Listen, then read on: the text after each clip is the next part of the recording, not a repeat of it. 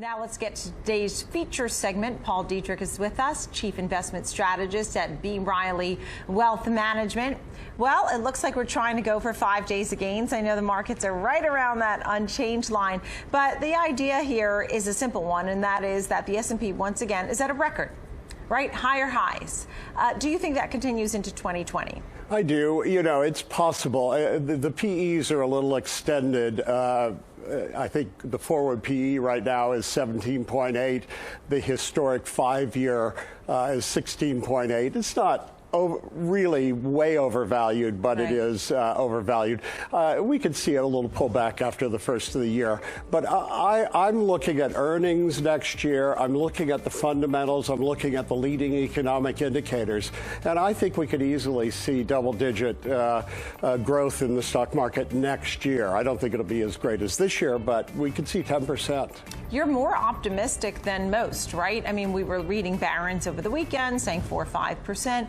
Most strategists are trying to hover around that 4 or 5% mark. They're looking at earnings and translating that into stock gains. 10%, double digits would be nice, right? You think that's achievable? Why? Well, we're going to have 9 point, I think FactSet has just come out last Friday with estimates for the full year of 9.5% earnings growth. Well, if a company, you know, earnings go up 9.5%, the stock should be close to that. So revenues are going to be high too. What will be some of the drivers of the gains, as opposed to going to the downside and hitting a recession? You say no recession 2020. Not in 2020. There's no question that the economy, U.S. economy, is slowing. We went from 3% last year, near 3%, to probably it's going to be 1.9, 2% this year. We'll find out next month. Probably going to go down to 1%. That's still growth.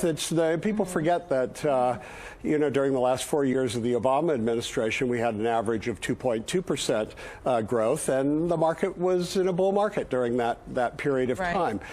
But we are slowing, and I think whoever wins the next election, they're probably going to be facing a recession sometime in 2021, regardless. So you're saying regardless of parties, party politics, partisan politics, you see a possible recession for 2021, for the first quarter, first half, something like that. Yes. Why? What we look at is the leading economic indicators. These have been the historic early warning systems of the economy. And there's no question that the economy is slowing. Okay, so and some are in decline.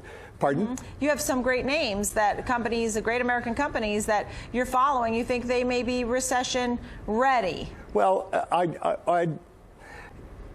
I get this question from investors all the time, is that when the recession hits, we're probably going to, you don't want to go into bonds because they're not going to do anything. They're probably not even going to cover inflation during that period of time.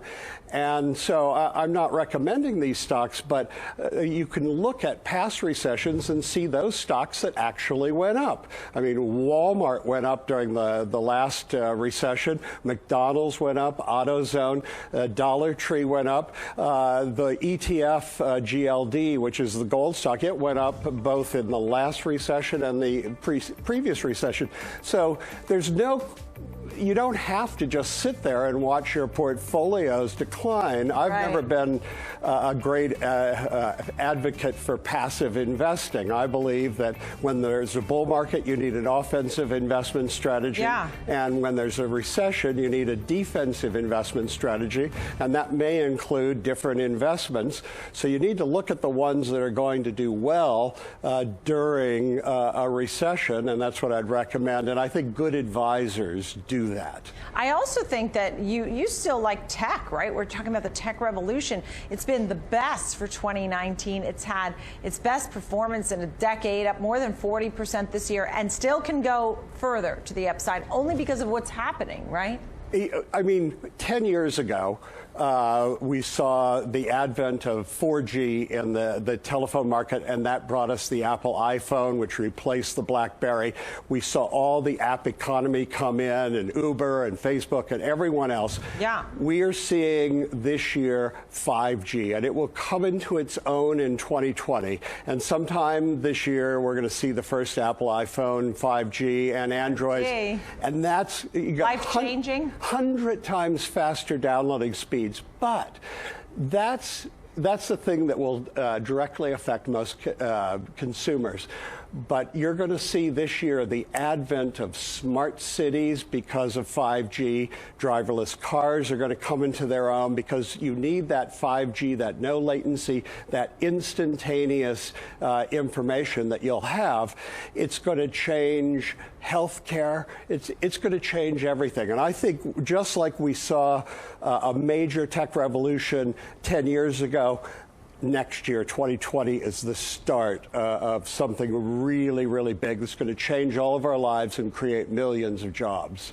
Oh, I love it. That's exciting. I like how you set that up. Paul Dietrich, thank you so much. Chief Investment Strategist at B. Riley Wealth Management. Thanks for joining us on the show.